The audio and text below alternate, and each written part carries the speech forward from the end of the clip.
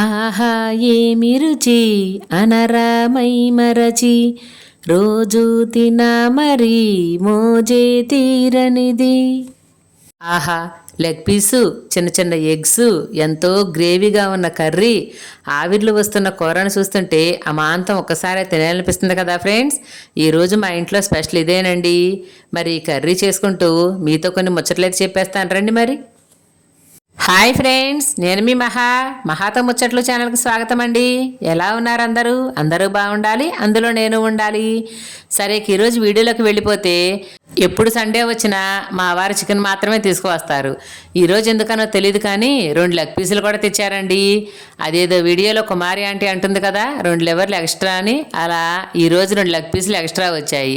ఆయన తెచ్చిందే 1/2 KG chicken. దానిలో మళ్ళీ నేను సగం దాచిపెట్టి సగం మాత్రమే కూర వండుతున్నాను ఫ్రెండ్స్. ఎందుకు అనేది రేపటి వీడియోలో షేర్ చేస్తాను, తప్పకుండా చూడండి. అదేంటి, ఆ గిన్నెలో 4 ముక్కలైనా లేవు కదా, మీకు అందరికీ ఒక ఎత్తుకైనా సరిపోతాయా అని మీకు అనిపించి ఉండొచ్చు కదా. ఎంత వండాం, ఎంత తిన్నాం అనేది ముఖ్యం కాదు ఫ్రెండ్స్, ఎలా వండాం, ఎలా తిన్నాం అనేది ముఖ్యం. అంటే క్వాంటిటీ కంటే క్వాలిటీ ఇంపార్టెంట్ అన్నమాట. ఇది పెద్ద బాయిలర్ చికెన్ కాదండి. అదే పెద్ద బాయిలర్ చికెన్ అయితే ప్రాసెస్ చాలా ఉంటుంది. దాన్ని ముందుగా కుక్కర్లో వేసి ఉడకనిచ్చి, తర్వాత మసాలాలో మగ్గనిచ్చి, ముక్క మెత్తగా ఉడికే వరకు ఉడికించాలి కాబట్టి దాని ప్రాసెస్ ఎక్కువ, టైం ఎక్కువ పడుతుంది. ఇది చిన్న బాయిలర్ చికెన్ కాబట్టి సింపుల్గానే త్వరగానే అయిపోతుంది ఫ్రెండ్స్. ఇక్కడ చికెన్లోకి నేను చికెన్ నీట్గా కడిగేసి దానిలోకి ఉప్పు, పసుపు, ఆయిల్, అల్లం వెల్లుల్లి పేస్టు, కొంచెం కొత్తిమీర, కొంచెం పుదీనా, అలాగే కొంచెం పెరుగు అన్నీ వేసి బాగా మిక్స్ చేసి మ్యాగ్నేట్ చేసి ఒక 10 నిమిషాల సేపు మూత పెట్టి పక్కన ఉంచానండి. ఇప్పుడు స్టవ్ వెలిగించి ఒక గిన్నె పెట్టి ఆయిల్ వేసి హీట్ చేసి దానిలోకి అల్లం వెల్లుల్లి పేస్ట్ వేసి ఎర్రగా ఫ్రై చేశాను. ఇప్పుడు మనం కలిపి పక్కన ఉంచుకున్న చికెన్ చూడండి ఎలా జ్యూసీగా తయారైందో కదా. ఆ చికెన్ని ఈ మసాలా గ్రేవీలో వేసి మూత పెట్టి సన్నని సెగ మీద ఒక 10 నిమిషాల సేపు మగ్గనివ్వాలండి. ఒక 10 నిమిషాల తర్వాత మూత తీసి చూస్తే చూడండి ముక్క ఎలా మెత్తబడి ఆయిల్ పైకి తేలిందో కదా. కూర అడుగంటకుండా గరిటె పెట్టి కూరని కలుపుతూ ఉండాలి ఫ్రెండ్స్. ఈ విధంగా కలిపి మూతపెట్టి సన్నటి సెగ మీద మరొక 10 నిమిషాల సేపు మగ్గనివ్వండి. చూసారా, 10 నిమిషాల తర్వాత మూత ఓపెన్ చేసి చూస్తే కూరలో ఉన్న నీరంతా ఇనికిపోయి ముక్క దగ్గర పడి ఆయిల్ పైకి వచ్చేసిందండి. ఇప్పుడైతే మనం కూరలో మీరు తినే కారాన్ని బట్టి కారం వేసుకోవచ్చు. నేనైతే 2 స్పూన్ల కారం వేశాను ఫ్రెండ్స్, ఇది సరిపోతుంది మాకు.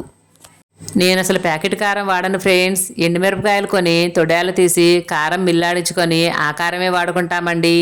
మేము చిన్నపిల్లలప్పుడైతే మా అమ్మ వాళ్ళు సంవత్సరానికి సరిపోను ఒకేసారి పట్టించుకునేవాళ్ళు. ఇప్పుడు అంత అవసరం లేదులేండి. నేనైతే సంవత్సరంలో 2 సార్లు కారం పట్టించుకుంటానండి. ఆ కారం ఫ్రిడ్జ్లో ఉంచుకుంటే 6 నెలల పాటు వస్తుంది. ఇలా కూరలో కారం వేసిన తర్వాత ఆ కారం అంతా మొక్కకు పట్టేలాగా 1-2 సార్లు కలుపుకొని మూత పెట్టి ఒక 5 నిమిషాల సేపు సన్నటి సెగ మీద మగ్గనివ్వాలండి. ఇలా మగ్గిన తర్వాత కూరలో వాటర్ యాడ్ చేసే ముందే ఈ గ్రేవీగా ఉన్న ముక్కల్ని తీసుకొని ప్లేట్లో వేసుకొని తినే అలవాటు మీలో ఎంతమందికి ఉందో నాకు కామెంట్ చేయండి ఫ్రెండ్స్. చాలా మంది కూరలో నీళ్లు పోసిన తర్వాత కంటే కూడా నీళ్లు పోయటానికంటే ముందే ఇలా జ్యూసీగా ఉన్న కూరను తినడానికి ఇష్టపడతారు ఫ్రెండ్స్. నేనైతే వాటర్ని ఇలా మిక్సీ గిన్నెలో పోసి దానిలో ఉన్న మసాలా కూడా తొలిపి మరీ వేస్తానండి.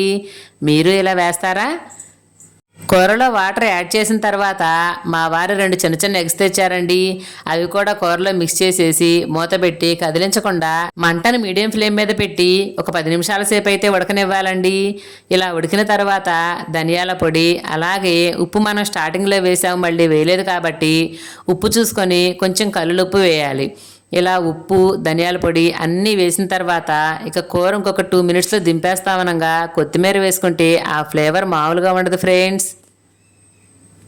ఒకప్పుడు చికెన్ అంటే ఎవరైనా బంధువులు వస్తే, లేదా ఏదైనా స్పెషల్ అకేషన్ ఉంటే, లేదా సండే మాత్రమే తెచ్చుకునేవాళ్ళు. ఇవాళ చికెన్కి పెద్ద సెలబ్రేషన్ ఏమీ అవసరం లేదండి. తినాలనిపించినప్పుడు, నోరు బాగలేనప్పుడు, కూరగాయల రేట్లు ఎక్కువగా ఉన్నప్పుడు కూడా చాలామంది చికెన్నే తెచ్చుకుంటున్నారు. ఇది సిటీస్లోనే కాదు ఫ్రెండ్స్, పల్లెటూరులో కూడా ఇలాగే జరుగుతుంది. మీతో మాట్లాడుతూనే నా చికెన్ కర్రీ అయితే వండేశానండి. మా వాళ్ళు ఆల్రెడీ పళ్ళాల్లో అన్నాలు పెట్టేసుకొని మమ్మీ కూర రెడీయా, మేము రెడీ అంటూ ఒక పక్క నుంచి పిలుస్తున్నారు ఫ్రెండ్స్.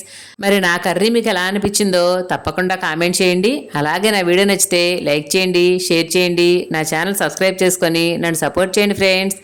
ఉంటానండి. Thank you. నేను మీ మహాతో ముచ్చట్లు.